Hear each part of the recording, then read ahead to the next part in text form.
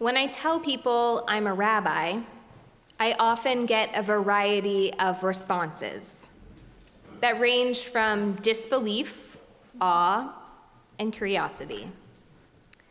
For those who encounter me here at the synagogue or in a professional setting, I'm often asked how and why I decided to become a rabbi.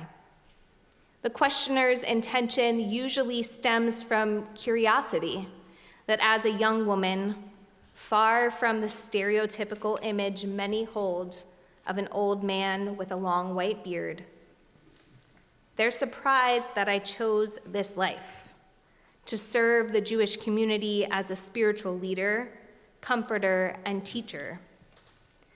What often follows is another question. So you must have been really religious growing up. Growing up, I attended religious school, became bat mitzvahed, and volunteered at my synagogue.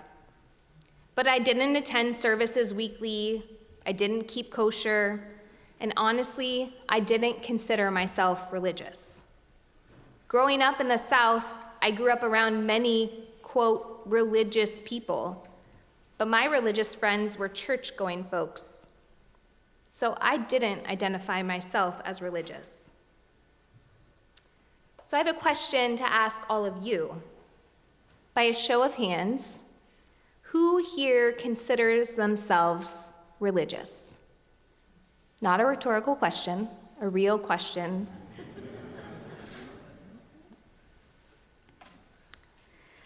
It's worth noting that no matter how you responded, whether your hand was up or not, you are all seated here in this sanctuary on what arguably is the most religious holiday of the Jewish year.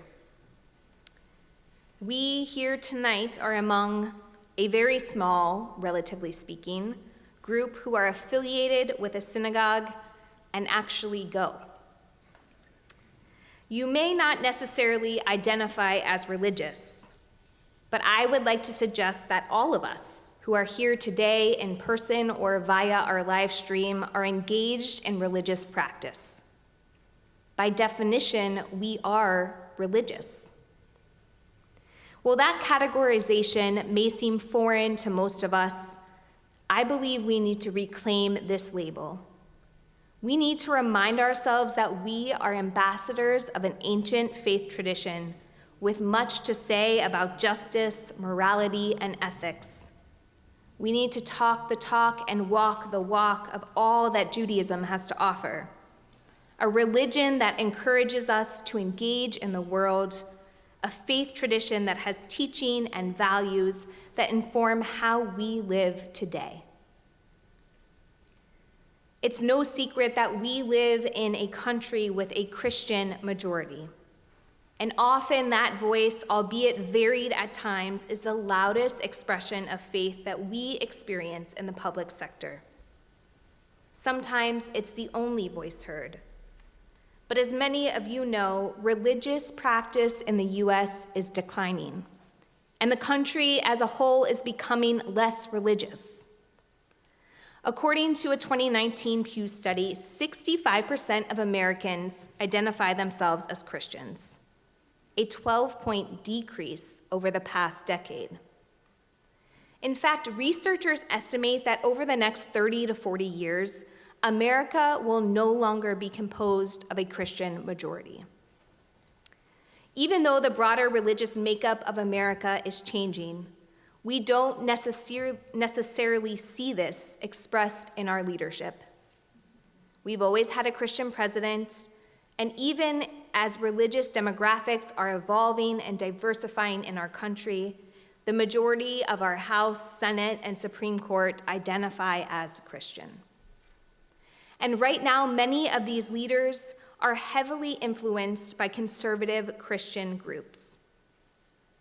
Representation matters, and we need more diverse leadership and voices in the public conversation, meaning that we, as a progressive, meaning non-Orthodox Jewish community, need to lean into our religious values and claim our seat at the table. We, of course, should not expect that others co-opt our beliefs or views or insist that others live by our religious values. But I do think we must share openly that other religions, like Judaism, have different and even opposing perspectives to the often conservative Christian viewpoints that steer politics and public discourse in our country. But how do we claim our spot at the religious table?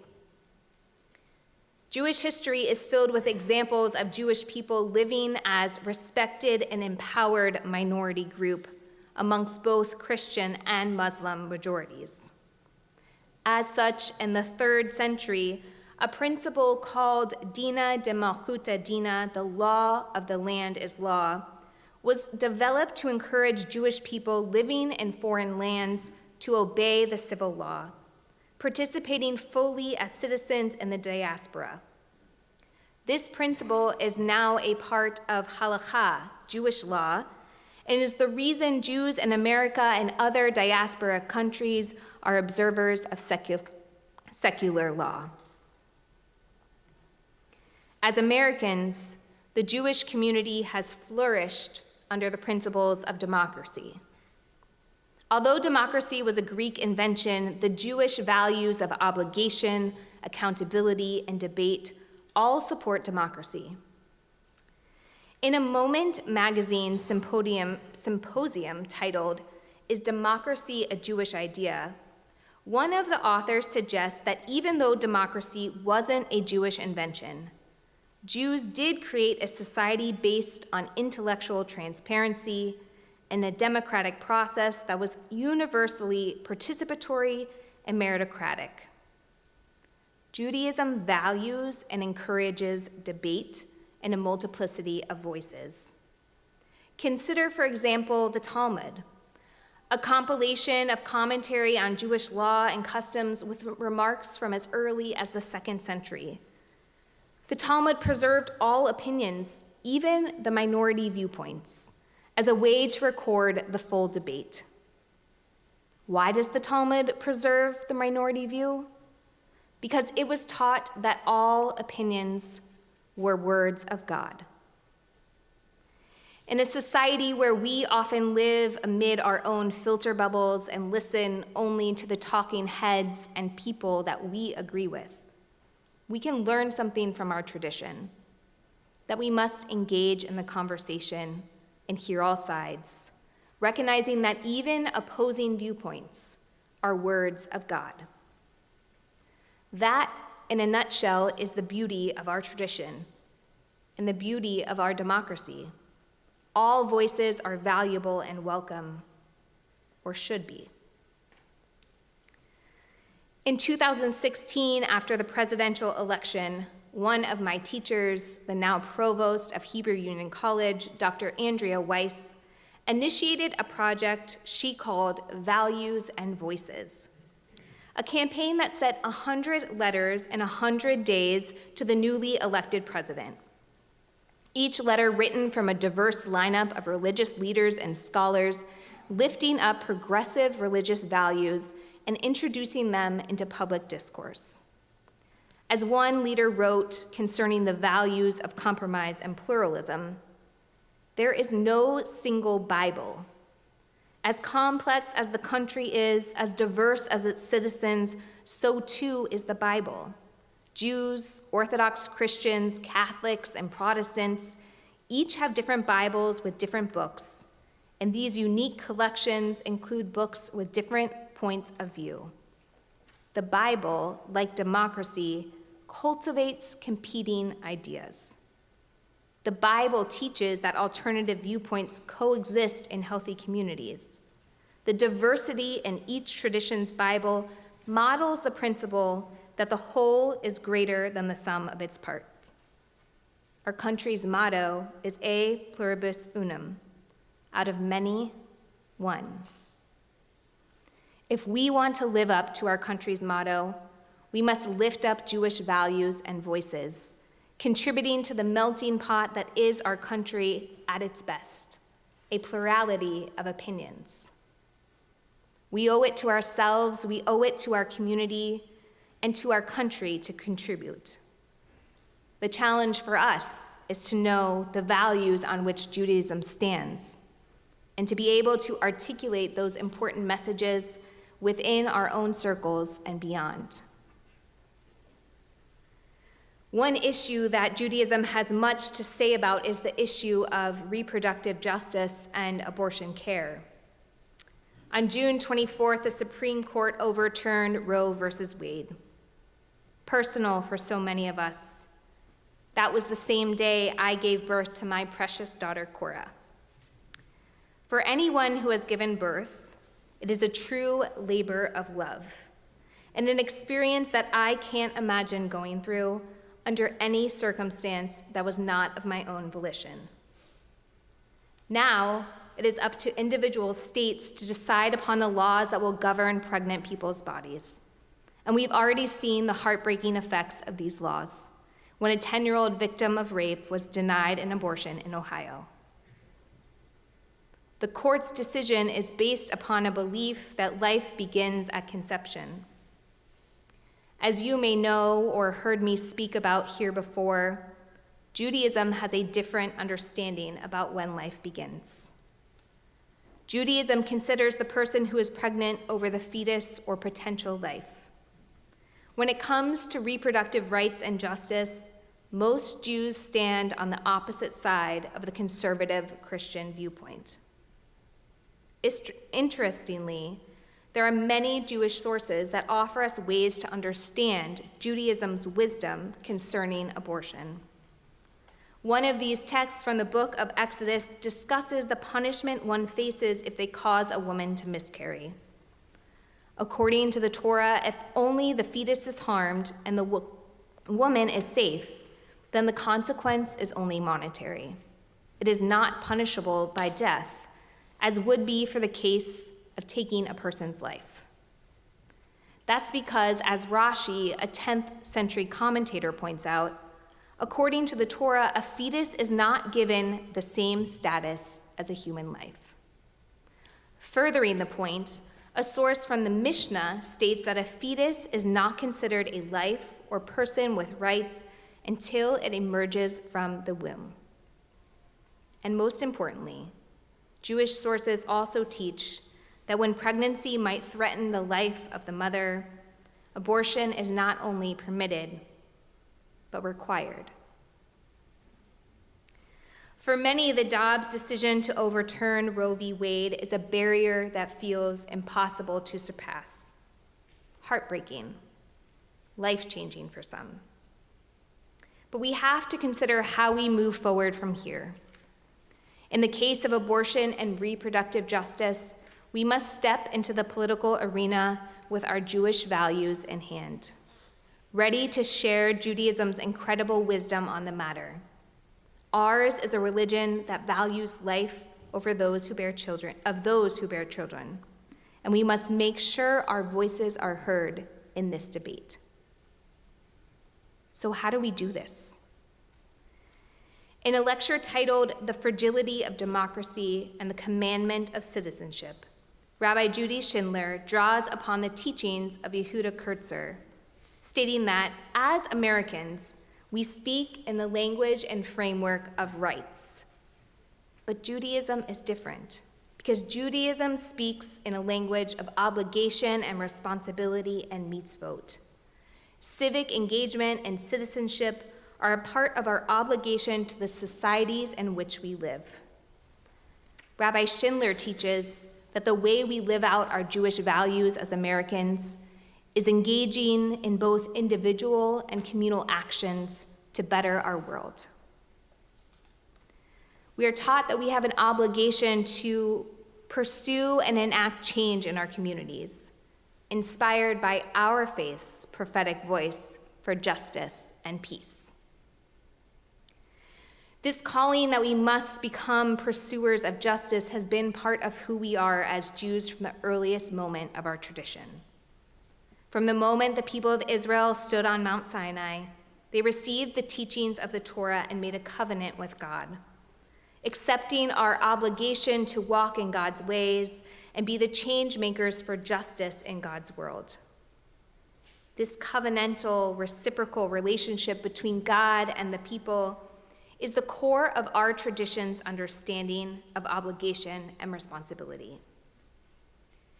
In the book of Exodus, when the people of Israel stood at the foot of Mount Sinai and received Torah, the text states, "Then Moses took the record of the covenant and read it out loud to the people, and they said, 'All that Adonai has spoken we will do and obey.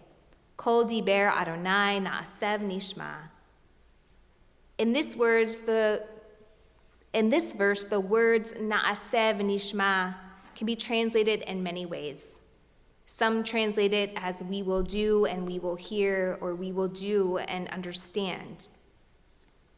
As the Israelites accepted the covenant, their first response was one of action. Na'aseh, we will do. Which is of particular note in the importance in our discussion about pursuing justice. Again, Judaism is a religion that values our deeds rather than simply what we think or believe. We are called to act. Even when our beliefs are challenged and when the change we seek will not be immediate, we must still continue to speak out and share what Jewish tradition teaches about important issues of social justice.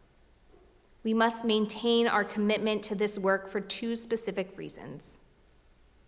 Consider, for one, the format of our Talmud, which preserved the minority opinion alongside the majority ruling on the very same page, modeling for us the value of debate between differing schools of thought, adding a multiplicity of voices into the public record for the sake of learning and growth. Judaism's view of abortion and the views of a majority of Americans does not align with the court's Dobbs ruling, and together we must lift up our voice and the voice of the majority underdog in this case for the sake of justice. We cannot be silent, and we mustn't be made to feel silenced in such an important matter. It's important that we bring the Jewish viewpoint into the public debate so it's preserved in history, and that there are Americans of many religious backgrounds who oppose the court's ruling. Which brings me to the second point. As we all know, the work of justice is a long game, and big issues do not usually have easy solutions. For example, we may not see the Dobbs ruling overturned anytime soon, but we must still speak our collective truth. Our own tradition states in Pirkei Avot, "You are not obligated to complete the work, and neither are you free to desist from it," meaning the path of justice is indeed long, and we must continue to do our part, little by little, to create change in our world.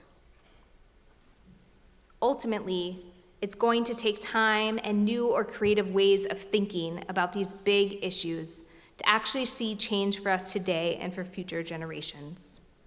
Ari Wallach, a futurist and author of the book The Long Path, proposes in his TED Talk that we can't keep thinking about the word future as a noun.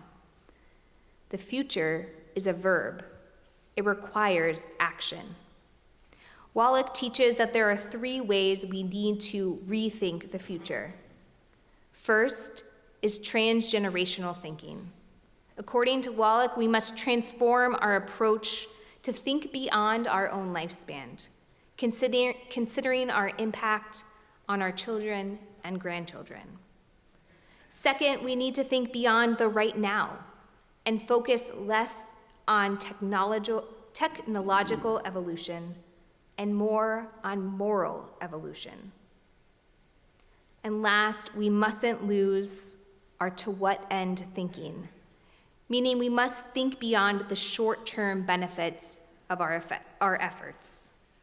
When we think about the future, we need to think beyond 3 to 5 years and instead think 40, 50, even 100 years into the future. The concept of the long path is to think expansively, pushing beyond our own lifespan, beyond only thinking about me and here and now, pushing ourselves to think bigger than what we ever thought was possible. Particularly in our work for justice, a long game, wrestling with big issues and problems that need innovative solution for ourselves and even more importantly, for those yet to be born. On Yom Kippur, we are asked to do just that. As our Yom Kippur Torah portion invites us, we gather in community to look inward at ourselves as well as outward beyond our own existence. In Parashat Nitzavim, God lays out the stipulations of our covenantal agreement. I make this covenant not with you alone, but with those of you who are standing here with us this day and with those who are not with us here this day. Powerfully, the tradition invites us to consider this message as timeless directions for us today. One modern commentary teaches Nitzavim pictures all strata of Israelite society, including those living and those yet to be born, entering into a renewed covenant with God. Not just those who wandered with Moses, but with all generations of humanity. Inviting us to stand together in community, in prayer, to confess our personal and communal wrongdoings, and to consider how we will help shape our collective future with humility, hope, and the pursuit of justice. This work of teshuvah is the work that calls us to return to our traditions, stories, teachings, and our values, so that together we can better ourselves and our world, sharing our traditions' important insights to better ourselves and to work to pursue peace and justice for all. Kain Yehi Ratzon, may our actions merit that coming true. Gamar Chatima Tova, may we all be sealed for goodness in the book of life.